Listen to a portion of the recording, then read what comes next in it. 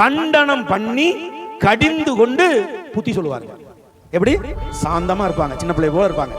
ஆனா சில வேளைகள்ல சுவிசேஷத்தின் நிமித்தமாக உங்களை கடிந்து கொள்ள வேண்டும் என்றால் எப்படி கடிந்து கொள்வாங்க? கண்டனம் பண்ணி கடிந்து கொண்டு உபதேசிப்பாங்க. அதனால நீங்க கொடுக்குற தசமபாகம் வராதே, நீங்க கொடுக்குற காணிக்க வராதே அப்படிலாம் யோசிக்கவே மாட்டாங்க. நீ போனா இன்னொருத்தர் என்ன செய்வாரு? கர்த்தர். சில விசுவாசியோட முட்டாள்தனமான சிந்தனை என்னன்னா, நான் தான் தோல்ல தூக்கி சமந்துக்கிட்டு இருக்கேன்னு நினைச்சிட்டு இருப்பாங்க. கிடையவே கிடையாது. காகங்களை கொண்டு போஷிக்கிற கர்த்தர். நீ போயிட்டீங்கன்னா அந்த இடத்துக்கு இன்னொருத்தனை கர்த்தர் நினைச்சுவாரு, வரவழைப்பார். எந்த உண்மையான ஊழியக்காரனும் எந்த விசுவாசியை நம்பி ஊழியத்துக்கு வரமாட்டாங்க. ஊழியக்காரனே கிடையாது, அட்டூழியக்காரன்.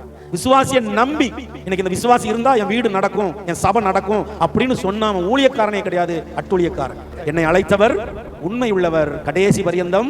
அப்ப என்ன பண்ணுவாங்க? கண்டனம் பண்ண வேண்டிய இடத்துல கண்டனம் எல்லாத்தையும் கேட்டு அப்படி செஞ்சுட்டு இருக்க மாட்டாங்க. சில பேரோட எண்ணம் எப்படி இருக்குன்னா, நான் சொல்றத ஊழியக்காரர் கேட்கணும், அப்படியே செய்யணும்.